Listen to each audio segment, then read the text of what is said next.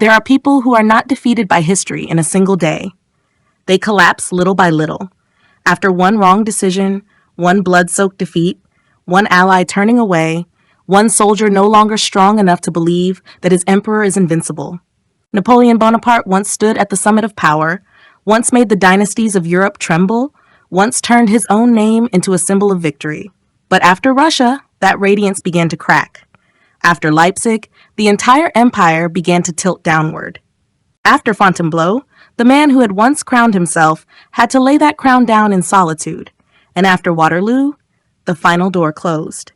This is the story of the most tragic and heroic chapter in Napoleon's life, from the days when the empire fell apart, to his exile on the island of Elba, to the seemingly impossible return during the 100 Days, to the fateful Battle of Waterloo on the 18th of June, 1815, and then to his final years on the distant island of Saint Helena.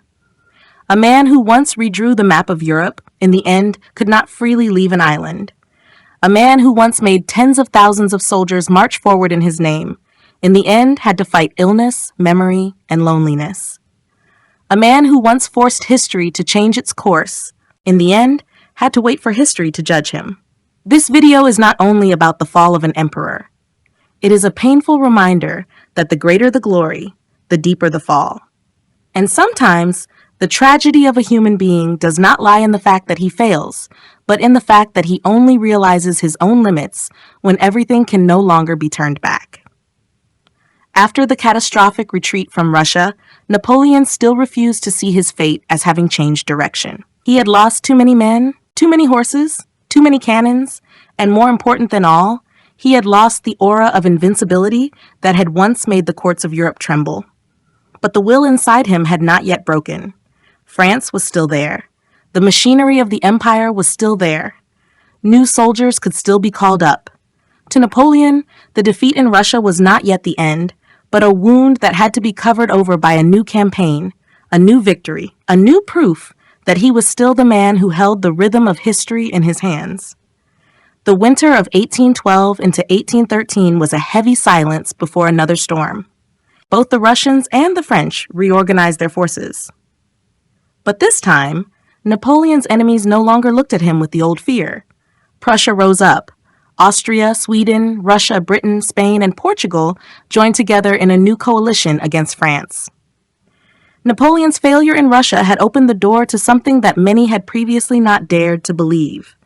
The French emperor could be weakened, and if the great powers knew how to advance together, his empire could be pushed back. Napoleon still proved his astonishing talent. On the German front, he took command and won important victories. In August 1813, at Dresden, he defeated the coalition army in a major battle, as if to remind all of Europe that the wounded lion still had claws and fangs. In moments like that, one could see very clearly why soldiers still revered and feared him, and why his enemies still could not afford to underestimate him. Even when the empire had already begun to crack, Napoleon could still step onto the battlefield and turn danger into victory. But war at this point was no longer like the brilliant years before. Every victory Napoleon won cost more strength, while every loss became harder to replace. The French army was no longer the vigorous Grande Armée of the Austerlitz era. Many veterans had been left behind in the Russian snow, on Spanish soil, and in campaigns that stretched on without end. The young soldiers newly conscripted had courage, but they did not yet have enough experience to carry the burden of an entire lost generation. On the other side, his enemies had learned many things after years of defeat. They avoided the familiar traps, coordinated more carefully, and most importantly, they understood that as long as they remained persistent, Napoleon could not be everywhere at once. In October 1813 at Leipzig, the situation reached its breaking point. The Battle of Leipzig, often called the Battle of the Nations, was one of the largest battles in all of the Napoleonic Wars. The French army was surrounded and defeated by the overwhelming forces of the coalition. The roar of cannon at Leipzig did not merely announce a military defeat. It sounded like a heavy bell tolling for an entire order that Napoleon had built through victory, family dynasty, treaties, and personal authority. After Leipzig, the empire no longer retreated by small steps. It began to slide downward. Napoleon retreated to France with his forces severely diminished. Europe no longer stood outside his borders to negotiate with him. War now spilled onto French soil itself. From the south, the British applied pressure. From the east and the northeast, the coalition armies advanced. The territories that had once been satellites, once lived under his influence, once been forced to follow the Napoleonic order, now broke away from his orbit one after another. A man who had once brought war to other capitals now had to watch war move toward Paris. In early 1814, Napoleon launched the 6 Days Campaign and won several brilliant victories. Those were the final days that showed his military genius still shone. He struck quickly, maneuvered flexibly, and left the enemy confused more than once. But that light was not enough to drive away the darkness that was closing in. The coalition forces were too numerous, France was too exhausted, and resources were too depleted. Tactical victories were no longer strong enough to save a strategic situation that had already tilted decisively out of his hands. After the defeats at Laon and Arcis-sur-Aube, coalition forces captured Paris in March 1814. The fall of Paris was a blow far more painful than many defeats on the battlefield.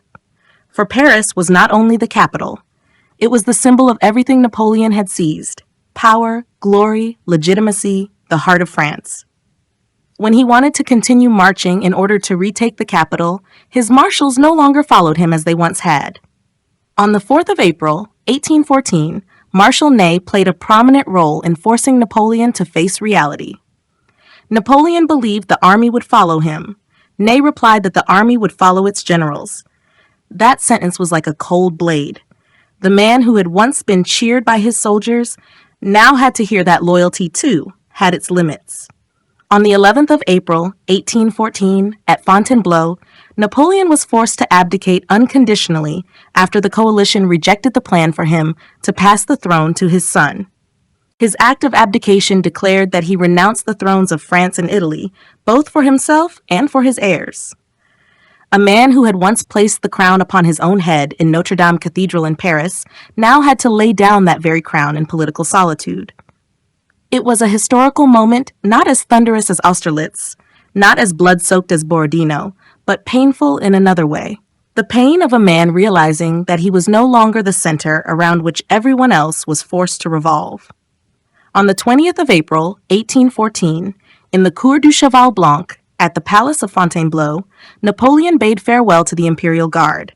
Those soldiers had followed him across so many battlefields, had seen him in glory, had believed that as long as he appeared, fortune could change direction. That moment of farewell was not merely a goodbye between an emperor and his army. It was like a funeral rite for an entire age. The commander bowed to his last soldiers, and in silence, history closed the chapter of the First Empire. Under the Treaty of Fontainebleau, Napoleon was exiled to the island of Elba, a small island in the Mediterranean near the coast of Tuscany. He was allowed to keep the title of emperor and to rule that island as sovereign of Elba. From a man who had once arranged the thrones of Europe, he was now given a kingdom so small that its limits could be seen with the naked eye. Perhaps no image could be more ironic than that. A man who had once wanted to expand the world to fit his ambition was, in the end, reduced to an island. But Elba was not the final full stop in Napoleon's mind. Even in exile, he continued to organize, reform, observe, and wait. The instinct for power within him had not gone out. The fire beneath the ashes still smoldered, and only a few months later from that small island, the man who seemed to have been pushed to the margins of history would once again step onto a boat, return to France, and write the final chapter of his life, both glorious and tragic: the 100 Days and Waterloo. On the island of Elba, Napoleon did not live like a man who had truly let go of power. He watched France, listened for news from the continent, and recognized that the restored Bourbon monarchy could not heal all the wounds of the country. Those who had lived through the revolution still looked with suspicion upon the return of the past. The old soldiers still remembered the emperor who had led them across so many battlefields. And Napoleon, amid that small island, understood that history sometimes needs only the narrowest opening for a daring man to step through. On the 26th of February, 1815, Napoleon left Elba. The boat that carried him back did not carry a vast army. nor did it bear the appearance of a great invasion. But aboard that boat was something far more frightening. France's memory of a man who had once made them proud, once exhausted them, once made them believe that the fate of the nation could change direction simply by his appearance. 2 days later, he landed at Gulf Yuan and began his journey back to Paris. The Bourbon court sent troops to stop him. Under ordinary logic, an exiled man returning should have been arrested along the road. But Napoleon did not return merely with the footsteps of a former emperor. He returned with the power of a symbol.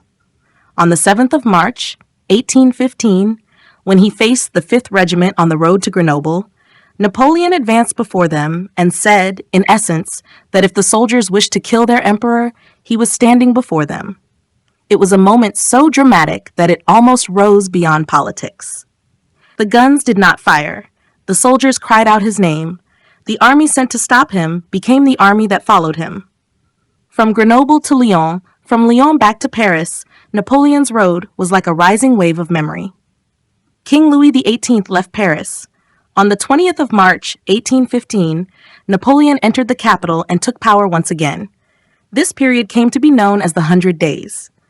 But that name, though it may sound like nothing more than a measure of time, in fact contains within it all the brevity, urgency, and sorrow of the moment.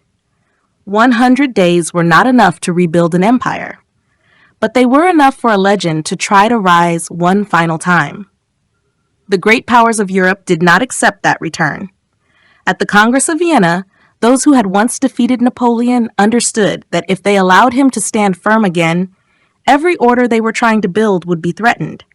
On the 13th of March, 1815, they declared Napoleon an outlaw. Only a few days later, Britain, Russia, Austria, and Prussia joined together once more against him. Napoleon knew that time was not on his side. He could not wait for the coalition armies to unite into a force too large to overcome. So he chose to strike first, aiming to separate the British army under the Duke of Wellington from the Prussian army under Gebhard Leberecht von Blücher in the region that is now part of Belgium. On the 18th of June, 1815, the Battle of Waterloo took place.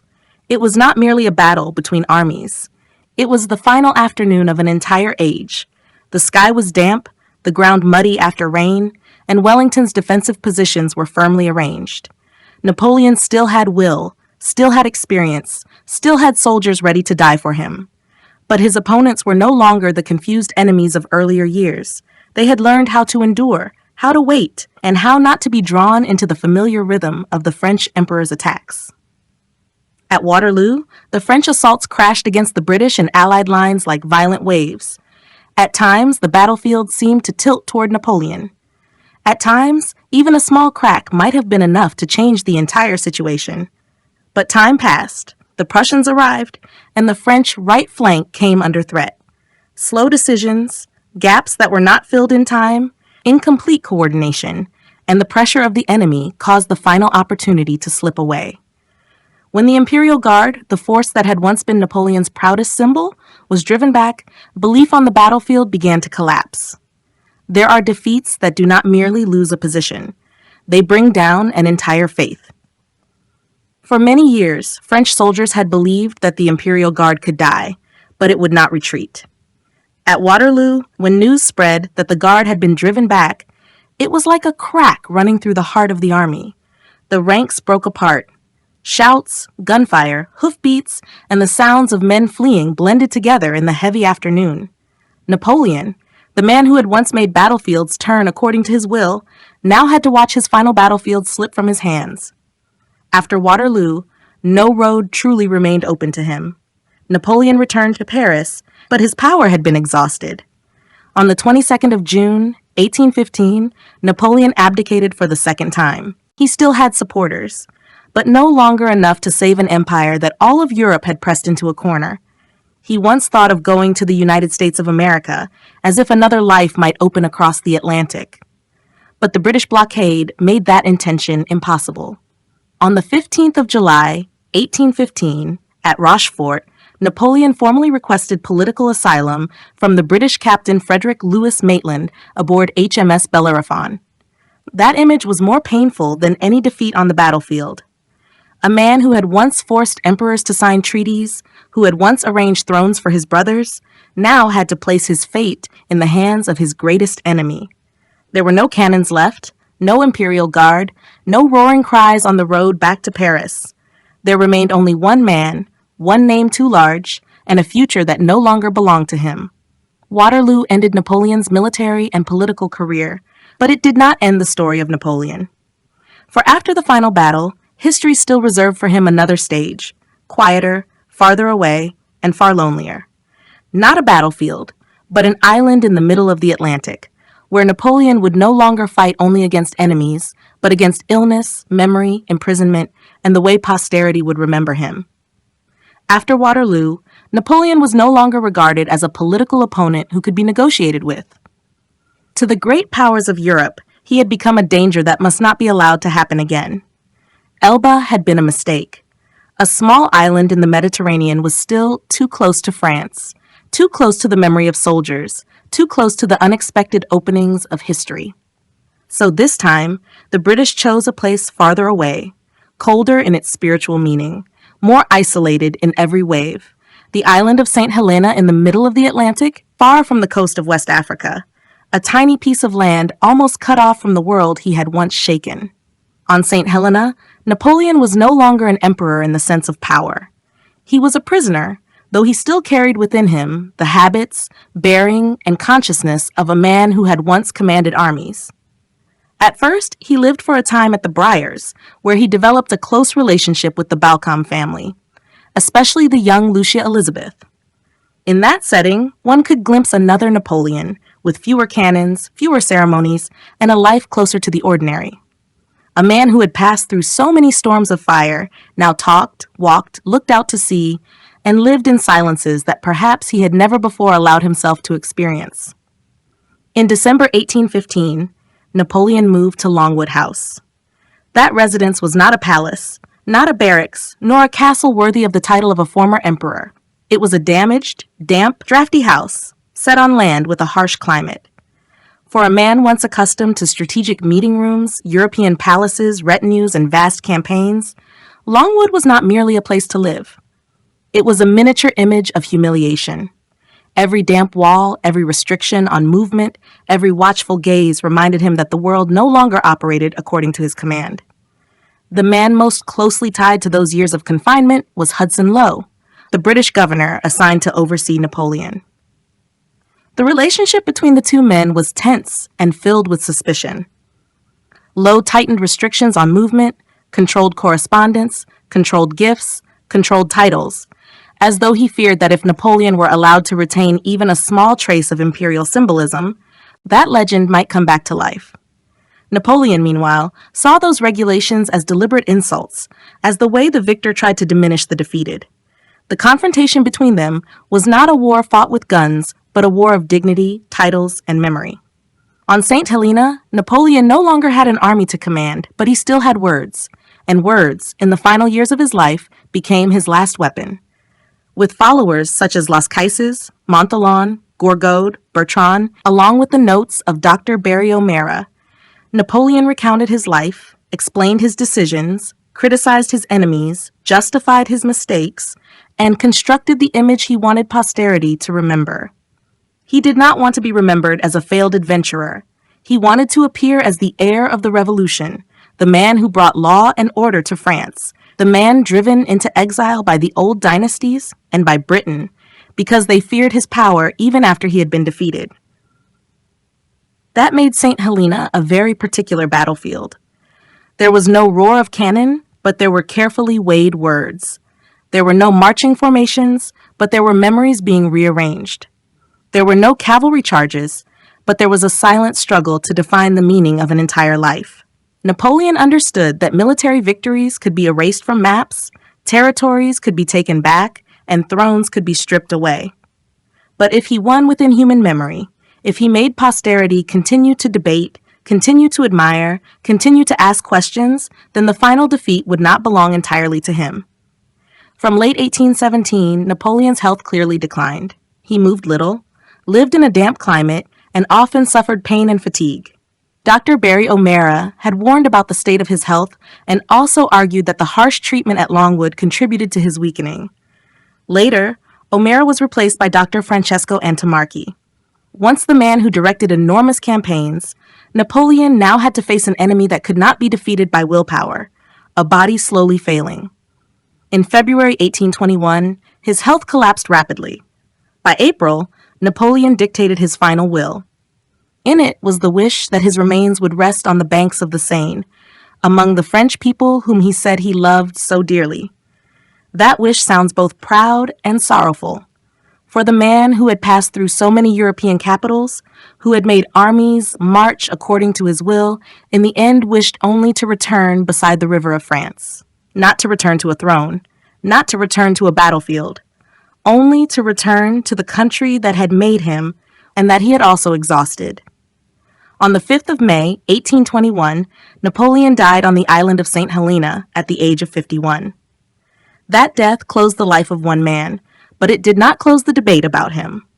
From Longwood, the Napoleonic legend began to enter the life of posterity in another way. He can be condemned for war, ambition, and ruthless decisions. He can also be recognized for talent, reform, and the extraordinary force of his will. The more one tries to reduce him to a simple symbol, the more history shows that Napoleon is larger than every hasty judgment. Saint Helena, therefore, was not only the place where Napoleon was imprisoned. It was the place where he was stripped of power, yet still retained one final thing, the ability to tell his own story. And when his body lay down amid the distant ocean, the question of his legacy truly began. Was he a man who brought order, or one who sowed war? A reformer or a conqueror? A genius of his age, or a profound warning about the price of limitless ambition? All those questions will lead us to the final part, looking back at Napoleon not with blind praise nor with easy condemnation, but with a fairer view of the two-sided legacy he left to history. Looking back on the life of Napoleon Bonaparte, what troubles people is not only how far one man went, but the price paid for that journey. From a Corsican boy once seen as an outsider, he entered the French army, passed through the revolution, and rose by talent, will, and a speed almost beyond imagination. He once made the courts of Europe tremble, once reshaped the laws of France, once made soldiers believe that as long as he appeared on the battlefield, destiny could change direction. But that same man also left behind battlefields filled with corpses, lands subjected to imposed rule, peoples wounded, and a Europe exhausted by prolonged war. Napoleon's legacy, therefore, cannot be neatly placed inside a single praise or a single verdict. If we see him only as a genius, we will forget the ruthless decisions and ambition that swept millions of people into fire and smoke. If we see him only as a conqueror, we will overlook the deep mark of a reformer, one who helped shape the modern state, a centralized administrative system, and especially the civil code, a legal legacy that outlived his military victories by far. There were battles that made his name, but it was law and institutions that allowed his name to remain present in the long life of history, longer than the sound of cannon. Napoleon was the living paradox of his age. He was a child of the French Revolution, yet he placed a crown upon his own head. He spoke of order, yet he created war. He brought stability to France, yet shook all of Europe. He believed in talent, discipline, and merit, yet also placed his relatives on thrones. He both opened the door to a new world and carried within him the very old temptation of absolute power. It is precisely those contradictions that make Napoleon a figure who can never be easily understood. The more he is studied, the more he appears like a great mirror, reflecting not only himself, but also humanity's ambition, fear, and longing for order.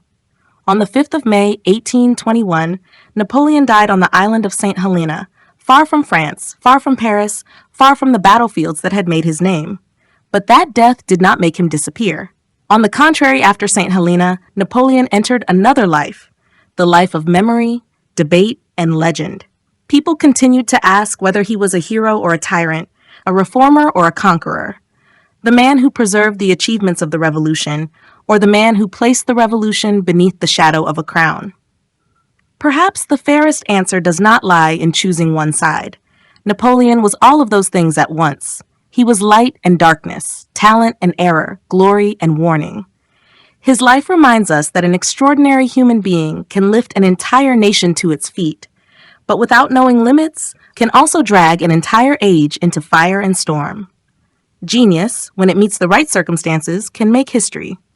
But genius, when it sees itself as greater than every limit, will turn history itself into the place where it is judged. From Ajaccio to Paris, from Austerlitz to Waterloo, from the throne to Longwood House, Napoleon passed through his life like a great flame. That flame once illuminated, once burned, once warmed the pride of France, and also left ashes across Europe. Therefore, when speaking of Napoleon, perhaps the important thing is not to bow in admiration or coldly condemn, but to listen to the deeper lesson his life left behind. The greater power becomes, the more a person must learn to fear limits. And in history, no glory is ever truly innocent if behind it lie the tears of too many people. When looking back at Napoleon, perhaps what leaves us silent is not only the victories, the crowns, or the defeats. What troubles people most is the image of a man who reached the very summit of glory and then also had to face the deepest end of solitude. Because in the end, history does not only ask how many battles he won. History also asks, how many tears did those victories cost? How many lives were laid beneath those crowns? And does any human being, no matter how talented, have the right to pull an entire age along behind his own dream? Napoleon once made France hold its head high, but he also made France pay the price. He left behind law, order, pride, and an undeniable legacy. But behind that legacy were cold battlefields, soldiers who never returned, mothers who lost their sons, and lands swept into the ambition of a man who was too large for his own age. And that is why Atlas of the Past does not tell this story in order to worship Napoleon, nor to condemn him with an easy verdict. We retell it in order to see a deeper truth. History always has its fascination, but history always has its price as well. Every great figure carries a light within him. But if that light is not held back by conscience, it can become a flame that burns the very things that once created glory. If there is one lesson that remains from Napoleon, perhaps it is this: the greatest power is not making others bow their heads, but knowing when to stop before glory turns into catastrophe. And in human life as well, sometimes the hardest thing is not to win, but to know where the limit lies so that we do not lose ourselves.